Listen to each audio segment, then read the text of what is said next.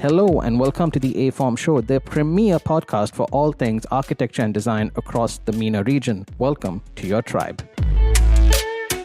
Today's episode is supported by SkyStruct, the groundbreaking construction and project management solution that's absolutely turning heads in the industry. They are bringing together architects, engineers, project managers, procurement, and essentially any stakeholder onto one singular platform. Yes, clients are included. SkyStruct is genuinely changing the game. Its tailored modules for construction management, inventory, labor, cost management helps streamline the chaos of construction projects. They are rolling out very soon in Dubai, but you as a listener can get in early. Drop us an email at hello@aform.studio and find out how SkyStruct is the future, and it is here today. Now, let's get into the episode. Hello and welcome to the show, everyone. Today we are joined by the two co-founders of Love That Design. We are joined by Ben Dsouza, Siddharth Peters, the absolute rock stars behind Love That Design. And today we are actually going to learn that Love That Design has another side to it, which is really interesting. So without further ado, let's get into it. Cool. Welcome to the show, guys. Hello. Good morning. Good morning. Good morning. Awesome. So a lot of our audience are designers. I would say almost exclusively are designers. And therefore, unless they've been living under a rock, have definitely heard of Love That Design. What I want to know is kind of the origin story of Love That Design. How did the name come about? What do you guys do? How long do you guys know each other? Was this kind of like a brainchild of the both of you? What's the backstory?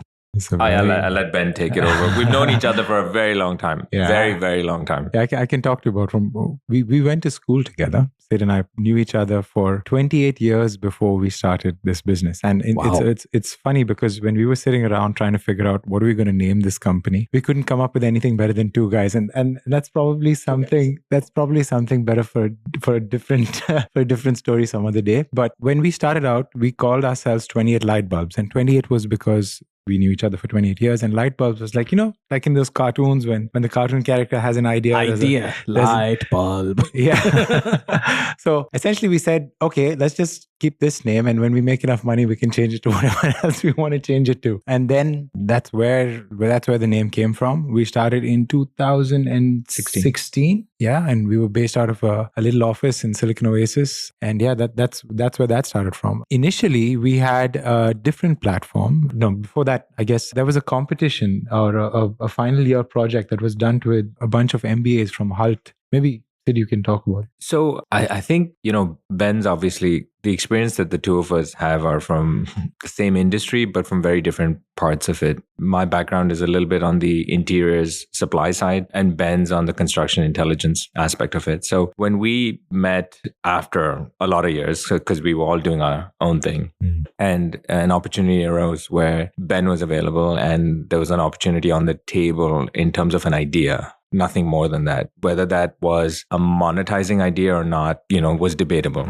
right? So we had an idea and said, well, I think, the industry tends to showcase a lot of their work at award shows, but you rarely get to see some of these projects. And so the question was, do we only just go there for the party, or do we actually learn something? And then when you look at the wider industry or the region, it just had a bad rap for what the region was known for. Right. And so we said, well, if you've got really great design practices and architectural practices that are doing really good work, why aren't we known for that in addition to everything else, oil included? So we felt that there was an opportunity to bring that to light. And so we said, hey, what about this? Let's showcase some of the work, and maybe this becomes something that, people sort of use as a reference. And then as a result, the entire design language of the industry shifts. 100%, because I think the way that you sort of do it is also quite interesting, right? Because it's not, I suppose prior to Love That Design, if you think about it, yes, there were awards. And if not that, design firms would have to, have paid media in the form of a magazine article or something, which again is quite concise. And the fact that the way that you guys do it, the actual designer, for the most part, gets to control the narrative, which is, as a designer, very important for someone like us. Yeah, so, no doubt, all the success I have, we've cracked the reason why. I think today in hindsight, this is 8 years in now. I think in hindsight, it always looks that way. I was having a chat with my daughter earlier this morning, and just a slight tangent story. Sure. And she was talking about her professor, who is a graduate or PhD out of London School of Economics, and was convincing her that, when you graduate out of LSE, you're set. Exactly. That's like passport of the world sort of thing. So I was trying to tell her otherwise, right? And I said, there's no such thing as you're set today at all. You brought up LSE 20 years ago and say you're set, fine. 10 years ago, maybe. Today, there's no set. Yeah. There's a reset every second. And I said, one, you've got PhDs, super smart. They've spent their time, but everything getting up to that PhD is not a clear vision. Okay. We have a lot of family just amongst all of us that have varying levels of education. And quite frankly, it is the drive that takes you to another level. True. The education's a great foundation, but education past a certain point am I just hanging around? Exactly. Or, because I can't think of anything else to do, which is also fine. It is who you are. But it's not the education that determines your set. And I was trying to explain that to her, right? And I think with Love That Design also, when we were thinking about this idea, there was this whole thing of, this makes sense. Why hasn't anybody done it so far? Right? Surely this makes sense. And it didn't. It didn't make sense to anybody. It did. And we were banging our heads against the wall going, how is this not logical? It was very strange because there was a lot of resistance at the start. Like, you want to feature our projects? Why? Why do you want to do this? And I think transparency it's not really the norm as yet in this region. And people sort of like don't want to share because they feel like they may be giving up some sort of advantage. And that was going against the grain of everything that we were doing. So we wanted to showcase the work that they were doing. And so it was a different thought process than they were used to. I think they probably fell in one of two camps. Again, if I think back maybe a decade, right? I think there were the studios that embraced it and went on their own to showcase and brand and so on and so forth. And then there were the other guys who were like, let them do their thing. We're just going to do our thing and we don't need the exposure, et cetera, et cetera. So it was probably one of those two. Yeah. And I think also, so a large part of obviously showcasing a project is the photography. And for many people, photography is an afterthought. They don't think about, okay, I'm going to go into this space, hire a professional photographer or a crew to actually take pictures of the space. And so when you approach them, they're like, okay, hang on, I don't have photographs yet, so I need to get them from somewhere. Right. I think that we've been able to maybe facilitate some of that shift in thinking. So it's not only during necessarily the awards time that this happens. Now it just happens throughout the year. Yeah, like it's a standard sort of thing. Yeah. But even now, I mean, I speak to many, designers and design firms and founders and so on. When I tell them, about photography, they're always like, oh, but that's, a budget and that's an additional cost. I'm like, just bake it into your fee. And if you are, in many cases, a lot of interior designers are very B2B oriented, I'm like, you could very easily sort of pitch this back to your client as being like, listen, space is done. Why don't you use our photos for your marketing efforts as well? And it's kind of like a win-win for everyone. And a lot of them stared back quite like blank-faced, being like, oh yeah, we could do that. Yeah. Was that your conversation recently? About a month or so back, yeah. Yeah, the reason I ask... I feel like we maybe spoke to the same person. No. The reason I ask is because I feel today that's probably, I'd like to believe anyway, but that's why I'm asking you. It's surprising. I'd like to believe that's less of a conversation today because I think companies have flat out realized if they don't have their marketing game, they're done.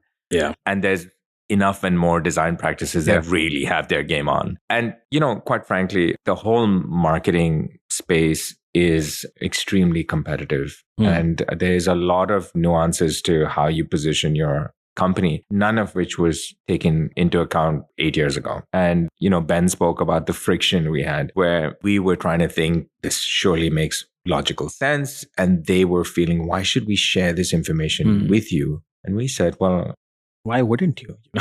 The project is finished. There is clearly no intelligence here that we're trying to take away. And it's most of the time public also. Also, right? The information is public. The visuals aren't. It's sitting on your website, but unless I go to your website, I really don't know what you do. So try to explain the larger picture of what we were trying to do for the region.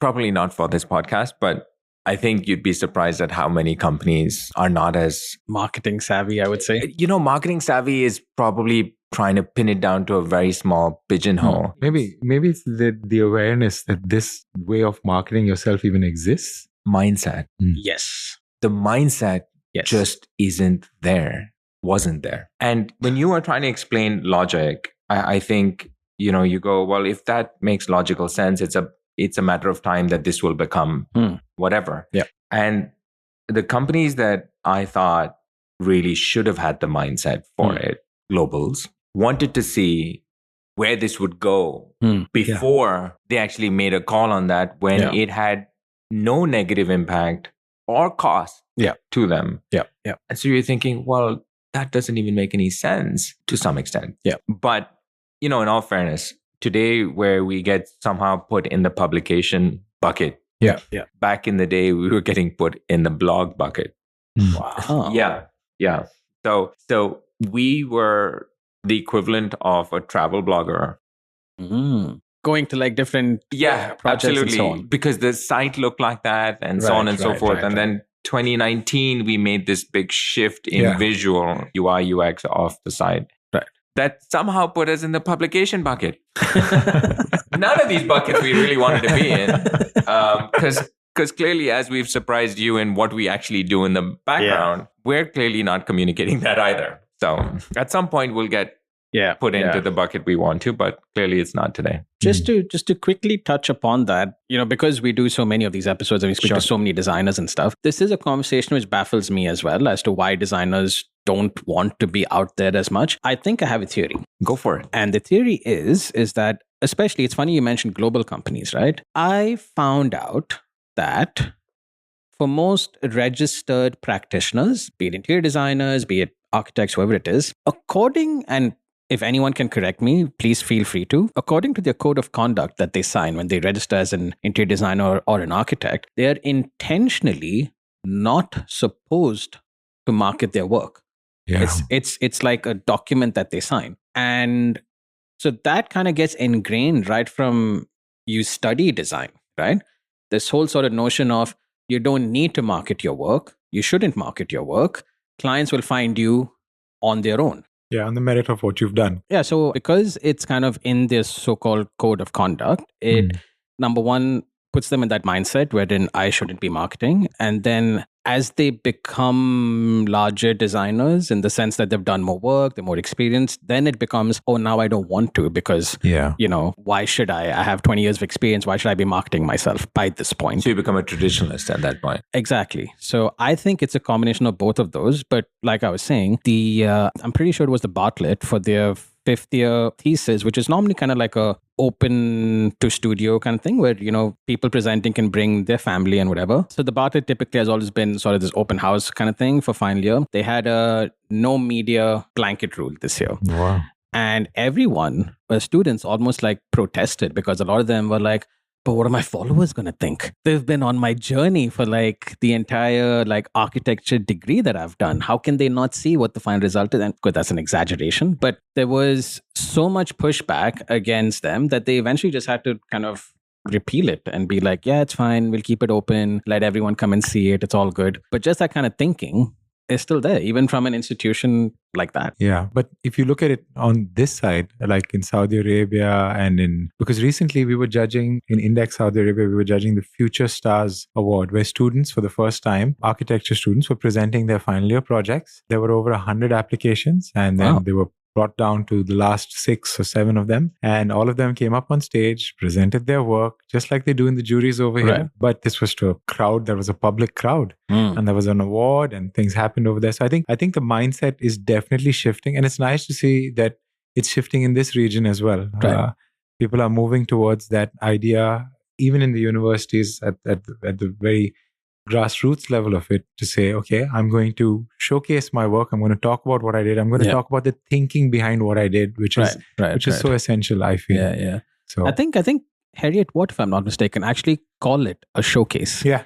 Like they don't call it a jury or a pinup. They actually say that, our students are showcasing, which is just a small shift in title also makes such a big difference. Just to add to what Ben said, really, we had a gathering or sort of some of the universities here, Heritage included, and said, hey, we've been trying to meet up as universities in the design space, and it's been hard to coordinate calendars. Can you be part of this endeavor to bring us together and so on and so forth? So we did it, right? And it was driven by Canadian University of Dubai. But as we sat there, and you had about 5-6 universities in there, as we sat there, we realized that, everyone is behind the 8 ball. Right? Yeah. Universities are trying to go, how do I get my curriculum to match up?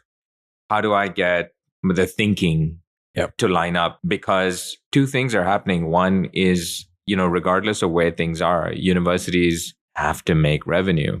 True. And if you are not seen as a progressive university that's embracing things as and when it comes, at the most a year later, you're not getting the students. And so I don't expect that line of thinking to hold anywhere moving forward. That said, I think the whole marketing aspect of it has also evolved. And, you talk about living under a rock. And we, after COVID, when we were out there again, as much as we could, I guess we were digital, but people always thought that our genesis or our story started from COVID. And we had actually started 4 years prior to that.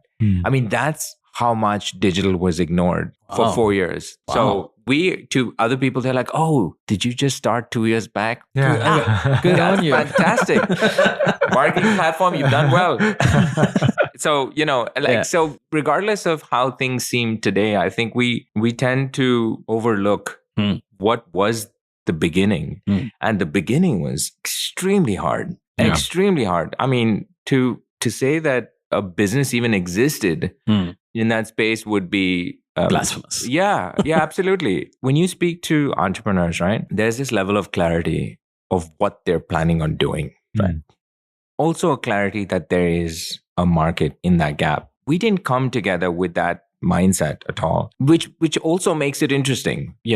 We came together because we felt this should be done a certain way, and it's not being done. This doesn't make any sense at all. We never thought of revenue on day one. We never thought of how we're going to make money on day one. Yeah, it was like, you see this problem. It's glaring at you in the face, and people are suffering with the way in which they're doing things. And so a better way to do it. It's almost your job to get it done. Yeah, I mean, why? I mean, to quote Sheikh Mohammed, why not? You know, like, why not? Absolutely. There's no, I mean, I suppose, there is potentially a downside, but I mean, I feel like you have some kind of moral obligation to pursue it if you sort of think that that's there as a problem to be solved. As long as you deliver value to solve this problem, the other things will happen. Right. Revenue will come, whatever else you need to get to happen will come, partnerships will come, recognition will come, all of it will come. True. But the key driver is going to always be delivering value.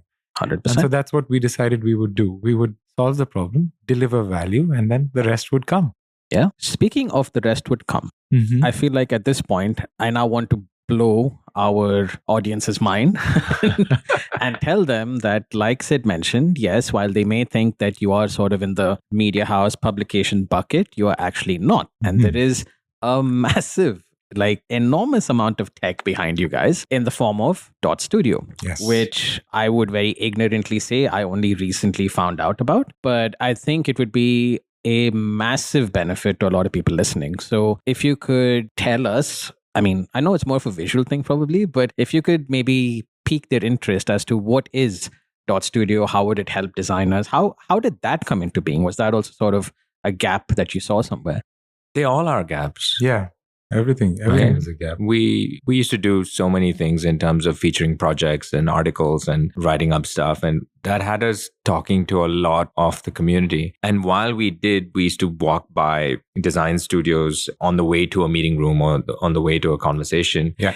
And we'd be like, why has everyone got a spreadsheet open? I mean, if it's not Autodesk products, that's it's like a my life spreadsheet. right now. Every single screen on every side. You know how design offices have, there are rows and rows of desks with everybody has this dual screen, single screen, something going on. And every single screen was, like Sid said, Excel sheets. And you go and you ask them, you say, hey, why aren't you using something else? I mean, Excel is not for you. And they say, oh no, we're very busy. We can't talk to you right now. We've got a submission in the nicest way possible. But I totally feel them. I know exactly that there was feeling. A lot of pressure to get their job done. And so, and we recognize that this pressure is because you're using probably an accounting financial tool to put together a document with pictures and stuff that is not really built for that purpose. Yes, it's a brilliant tool in that it could actually be repurposed to do that, but it wasn't what needed to be done. And over time, when we finally was able to get a conversation started about what they were doing, we saw that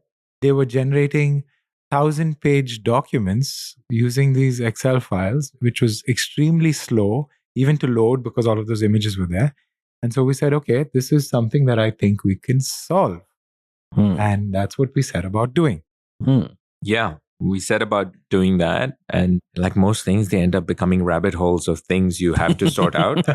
And so we started wanting to validate the idea. So we did. We were lucky, not too different from when we first started Love That Design. We were fortunate to get Hult Business School to offer their executive MBAs to work on our project. Very fortunate. We had 25 executive MBAs as a passing grade to basically come up with an idea that would augment what we had set out as a plan. And so we had a boatload of ideas that came out of that we had an option to sort of pick and choose to sort of take forward. So when we started in 2016, November, as Love That Design, we actually had like a massive binder of ideas that were there. And we said, okay, this makes sense. This doesn't. So we had an initial purpose, and then it was, layered with all of this. When we thought about pursuing a specification tool to sort of replace a spreadsheet in the industry, not so much spreadsheets as general, we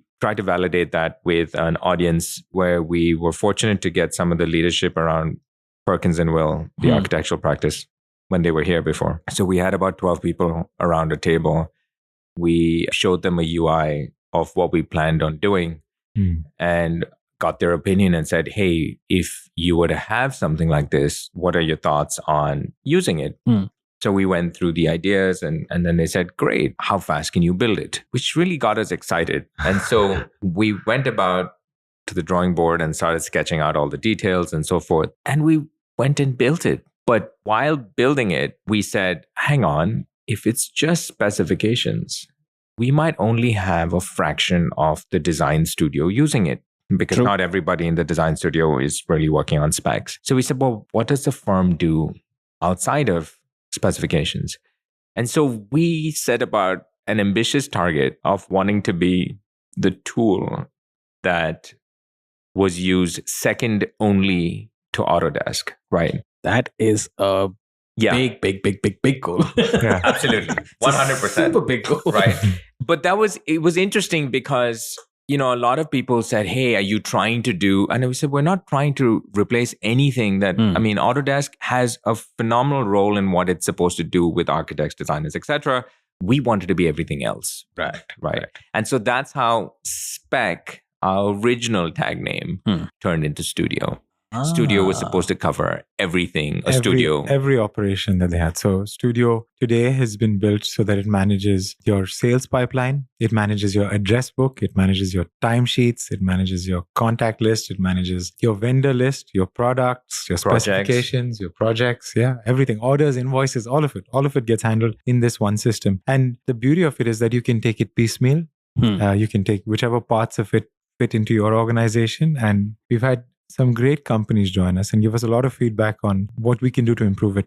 I'd say we've probably delivered 1,000 5-star hotels by now from our system. Wow. The specifications of which have come out of Dot Studio. Wow. No, again, like I'm saying, because I suppose I'm more on the architecture side of things, not so much on the interiors. Again, I feel kind of embarrassed I didn't know about this.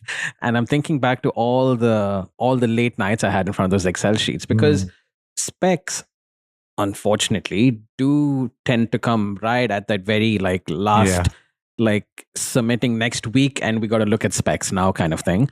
And rightly so, because I suppose the focus should be on the design, and it's only after the design's kind of locked in you kind of look at specs. The finishing part, But specs always get crunched down, always, and it becomes. I suppose to get it to get them out in the first place is already a task. And then invariably, a week or two later, you'll get a call from the project manager saying, yeah, so could we value engineer this or this or this or this? And then you're just thinking, oh God, I got to do the whole spec again. Yeah. And that happens so often, right? I mean, every single time.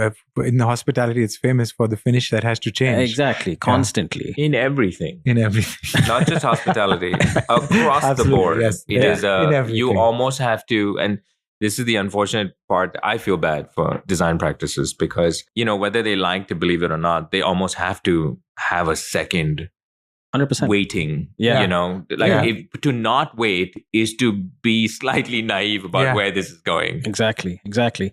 And the funny thing is, now that I think about it in terms of architecture, it's the same thing that we do. Like, we know that, we're going to pitch this particular type of glazing, but realistically, they may go with, option number 2. Yeah. So while I suppose we're still a bit naive in the sense that we don't really have that spec made just yet, but in our minds, we know that yes, this is probably going to be swapped out. This is probably going to be swapped out. But yeah, the fact that Dot Studio can kind of do it on the turn of a dime, I think that's what's super cool. I mean, to be honest, I thought that's what was like the biggest selling point. Yeah. And I think really the aim of the spec doc really was to make sure that these options were able to be created quickly. And not worry about, has this been linked to that? And is that formula off from that? And is this changed? And what has happened in the 500th sheet or tab? Even the calculations that come off it, right? Okay, if I need to know how many linear meters of fabric I need, it can pull it out of the system because it's all there. Right. The other thing is, of course, that if you need to swap something out that you've used on a project from the past, maybe phase 1 of a project that you're working phase 3 of, you can just look it up. You just have to type it in versus searching through a cumbersome folder structure and trying to find out that Excel file that had that particular line item, copy, paste. All that doesn't have to happen. And hoping that the intern working on it named it correctly, because anything could happen. Anything could happen. Yeah, anything could happen. Yeah. So we try to mitigate some of that stuff, and that was the whole purpose on which it's built. Try to get the information in the right place with the least number of clicks possible. Okay. So, just still an ongoing battle. Every day. Yeah, every day. So, now that I'm assuming a lot of designers listening are definitely interested in how this operates. If I could just off the top of my head have a little FAQ, I would think, to shoot over to you guys, right? Say there's a studio working on this and they're now populating their projects, say about 10, 12 projects, whatever, that have been delivered. When you say you can refer back to a spec, so they would quite literally be like project name, and I think this is what the chair name was, and they search their own database, so to speak, and can find a spec the way that they did it on a previous project. Correct. Absolutely. That's the idea. I mean, the ability to clone something you've done before and say, I really like that fitting I used in that bathroom for that residential project or that hospitality project, or take the whole package and say, let's clone it and then shift things out. Because the parts usually, or the components of a spec are generally the same. You're specifying a bedroom, it's going to have a bed. Right, exactly. So all of those line items are already laid out. They can just swap them out with other products or find new products. Because the other thing that we've done is we've linked it to the Love That Design database. And Love That Design has got 100 plus of designer-led brands on the platform, designer-led manufacturers that are using products of the highest standard possible that could go onto these projects very easily. And so they can just search through the database directly off the platform and find those products and plug them in. Gotcha. Interesting. Yeah. So we have 3 reference points when you're speccing something. One is your own work as a design studio. One is Love That Design's product library. And the third one is Google, because we know you're going to find something from Google too. We just built it right in. So you talk about baking stuff in, we've baked it in. And we said, listen, you're going to find something in for any of these things anyway. And if you can't, then you can create a brand new product from scratch also. Yeah. Okay. So that flexibility was really where things got really exciting. Yeah. Interesting. Okay. You mentioned a while back that, again, now I'm talking from sort of the founder design principle point of view. You mentioned that a lot of your functions are available on like piecemeal basis, so to speak, right? So if there is a founder listening in that started their own practice, what would, I suppose for lack of a better word, what would be, like Dot Studio Basic, what would be the absolute minimum you would recommend, or what would they get? And how would that work in terms of, is it a subscription model? Is it a one-time payment? How would that operate? So it's cloud-based subscription. And what we suggest for a basic, depending on what you value as a business practice, and we see different design practices valuing different things. Yeah. We suggest keeping an eye on, obviously, your specs, which is the core of it. And second is time. And I think between these two, you're able to obviously understand a lot more about how you spec on projects and whether there are any changes that's required as a business, how you see things. Maybe you need education on newer products or newer, whatever. While time sort of keeps you on the profitability side of things. Because the one thing that we always try to make sure we, are keen on informing businesses is just, how do you stay profitable in an industry where there's a lot of free giving, and there's a lot of articles about how people don't want to do design for free, but yet this industry sort of perpetuates it. And so we say, okay, well, if you are going to do design competitions and or just do designs anyway for a bid, it's important to understand how much time was spent on it, what that cost point is per resource, and really understand. Maybe in the beginning you say, for the year 2025, I want to have X percentage of our time and money spent towards bids, and X percentage of our time going, if you want me, call me, because I can only afford so much to do for free. Yeah. So that allows a business to understand internally how they're operating. Right. So these are the two basics. Yeah, I think to add to what Sid said, there's one more component of tracking time that really helps. When you cost a job or price a job, you're saying that so many hours of a particular resource is going to go into a certain stage. And as you run through the job, because people are entering all their time into the system, you can get a live map of how much money has actually been spent on that stage. And for whatever reason, if you require to shift things around, you can do that. You can swap out a senior designer for a junior designer, or you can make these decisions because you have the information available. So at the base level, it's essential to have the specification component and the time tracking. The system anyway comes with the project tracking, the opportunity tracking, and your address book in place. So I think the address book is also an essential component, because most companies, again, tend to operate their address book off an Excel file somewhere. Right. And this just allows you to consolidate all that information into one place. Salespeople can update their contacts, and it's available to somebody, to everyone that's in the company. The second tier of what we have as Love That Design is, as on the Dot Studio platform at least, is the project management component. So it's not meant to really replace MS Project or Primavera or any of the things that are usually in place as industry standards, but just augment some of the operations for when you don't necessarily reach that kind of a tool to do this kind of stuff. So, it helps in that space too.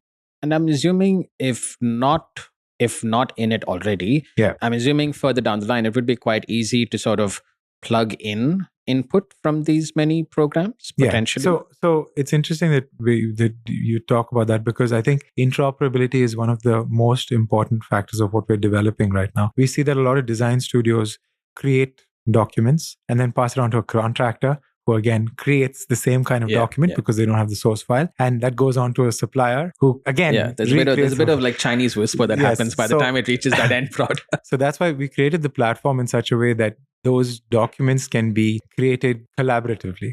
So a designer can ask a dealership to fill out a specification on their behalf. They can ask multiple dealerships to fill it out so that they can compare it and say, right, I want to take this product from here and that product from there. And so that kind of interoperability is really important. We're working on a plugin to the BIM models as well. Oh. So that's got me excited. It's under design right now. So we're trying to figure out what the moving parts are and what order it's going to be delivered in. But I believe that the world has already shifted to that space in architecture. It's not as supported as it should be in interior design. It's just a matter of time, really.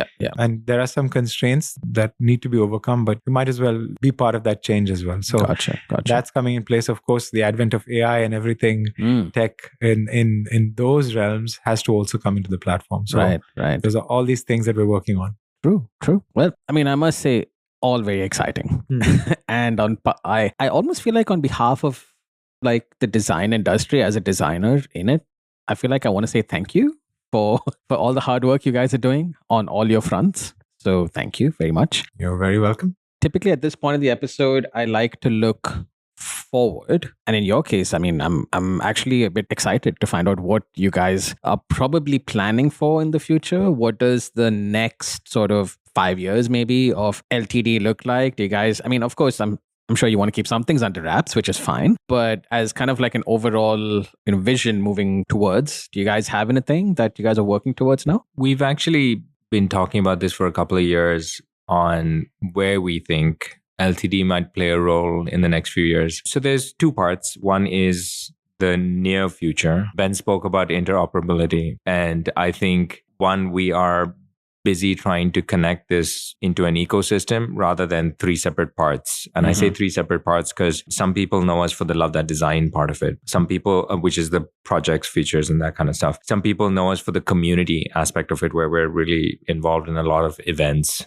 that are in the industry. And some people know us for the studio part of it, which is great. And I think we need to do a better job of how these three parts can really, one, talk to each other and inform the industry that they can leverage each point from any point of those three parts. So I think that's our near future that has to get stronger.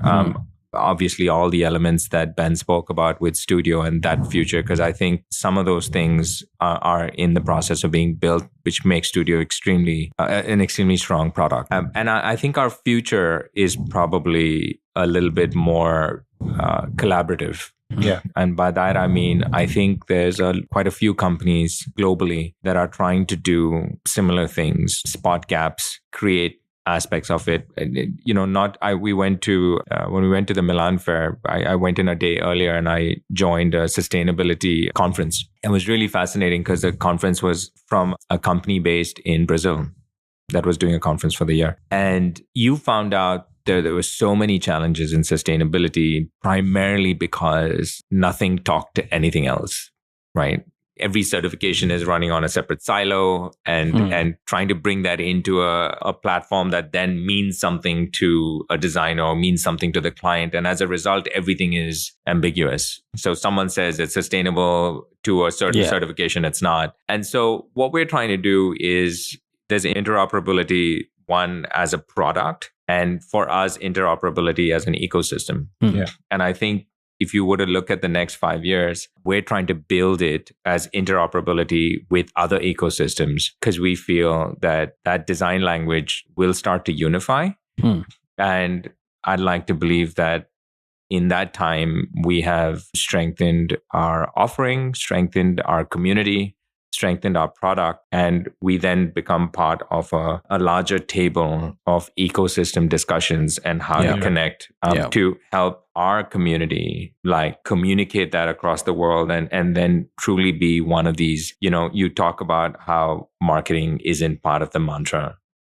And where you really don't have to speak so loud, you can speak within our community and you can be heard in Chile or, just that far because of how we've built the interoperability of the ecosystem. And so that's really exciting for us. Yeah, I think in the near future, the way we've always built every aspect of what we do from feedback from the industry, from experts. And we are now in the process of actually forming these councils based on three pillars of what Love That Design stands for. So the first one is obviously interoperability, where we want to reduce the friction that happens in the communication of information across organizations. The second is, of course, trying to take advantage of the newest tech that's available. Today, the buzzword is AI. It's more than a buzzword. I think it's touched already every aspect of every organization. People are using it almost mainstream right now. And we're trying to focus our energies on actually elevating that conversation. So not everybody, so that best practices are more commonplace than not. And the third conversation that we want to have with people is on the sustainability angle. And so what we're trying to do is form user groups from people from the industry where we start having these conversations with them, gathering their feedback and using it to shape and direct what we do. And so these are some of the conversations that I'm really excited and Sid is also very excited about that are going to be happening in the next couple of months. To shape what we do. Super, super exciting, man. Well, on that note, as part of our podcast, we have a bit of a closing tradition on the show. Every time I say this, I get a bit nervous, which is basically we have a sort of blind question that's been asked by one of our previous guests to the next guest, not knowing who the next guest is. And many times it's just quite fun. And sometimes they get quite deep and philosophical as well. So we'll see what you guys have today. So I'm glad this stuff is edited. It is completely edited. This is normally when, after I ask the question, people go, I need a minute. And then we kind of like break, get another coffee and come back, like that kind of thing. So, okay. So we have, that's a pretty good question. Uh-huh. So you'll have to put on your designer hat a little bit, right? So as a designer, what movie would you recommend for every designer to see once in their life? Could be any movie, I suppose. I have actually got 2 movies. Oh, go for it. I guess you can take my spot. Okay, so we got 2 from Ben now. So I'd say the first one really has to be The Matrix. Oh my God, I was going to say that's the best one ever. All right, so The Matrix. Okay. I just didn't know how it related to design, but I truly feel that it is an absolute essential watch. Yeah. Whoever you are. Yeah. So I continue. No. But probably for the same reasons. I mean, it gives you that understanding that you can create, you can make your own worlds and you can make your own decisions. And I think we talk about movies a lot, but The Matrix is really important as a movie that a designer should watch because it Part 1. Yeah. Yeah. Because I was going to say, the last one was very much one. Very, Part very 1. confusing. Yeah. Yeah. No, I mean, yes, that was all I had actually. So the other movie really is a documentary that I watched, which was Ray and Charles. That was a really beautiful insight into how these 2 people lifestyle. Yeah. And it got me thinking about iterative design. These people came up with so many different versions of so many different designs, and there was so much just in their little museum in their house. If you surround yourself with design every day, then you can create something that is iconic. And so for me, that was the lesson that I got from watching that movie. And it was my foray into this world. I came from a computer science construction background. Everything was very different, which is why I probably picked The Matrix to start with. Yeah. But that movie was something for me. No, Matrix is definitely one. I almost want to feel like I want to throw in a movie also. Go for it. And I'm just thinking, I don't know why I have a default answer, but I feel like I could do better. My default is probably Inception. Okay. And I think that's just because when I saw it the first time, the thought of being able to create these worlds in real time and the fact that there was an actual architect in that movie, I think that is what kind of drew me to that. But I'm sure there's a better one. Matrix is definitely awesome. I mean, Matrix to me is one of my like all-time favorite movies. So much so that I might get like a "there is no spoon" like tattooed somewhere. But all jokes aside, this has been a very enlightening podcast for myself. Like I said, even in the show, in the recording, that on behalf of the design community, I think we genuinely need to thank you guys for what you guys are doing. It's good to know that there's someone looking out for us and trying to make our life easier. And I wish you guys all the best, man. We're really excited to see what you guys do. Thank you. Thank you very much. Your time. Thank you for everything. I think for us, Ben probably touched on this a little bit earlier. There's an opportunity on how you actually look at your business. And I feel that we try to look at it, not too dissimilar from what you've just stated, is how much impact does your business have on the world? And yes, we could have just started off in Dubai. How much impact does it have in the UAE? How much impact does it have in the Middle East? And if we continually focus on that metric, there's an opportunity to do better things for a wider industry without always thinking, do you have a product that makes money? And I think that's how we started off, where we wanted to change something. And I think if we just keep to that, good things will come. Yeah, 100%. No doubt. Absolutely. All right. And we will have, as part of our show notes at the end of the episode, all the information that any of you guys need to find .studio, love that design. And once you're done with that, please tune in next week for our next guest. Thank you very much. Thank you. Thank you. Fellow aFormer, thank you so much for your time. If this episode added any value to you, please share it with anyone who may benefit. If you want to carry on the discussion, please get in touch with us over socials. We are at aForm Show on the gram and hello@aform.studio on email. That is at aForm Show on the gram and hello@aform.studio on email. Until next time, stay inspired.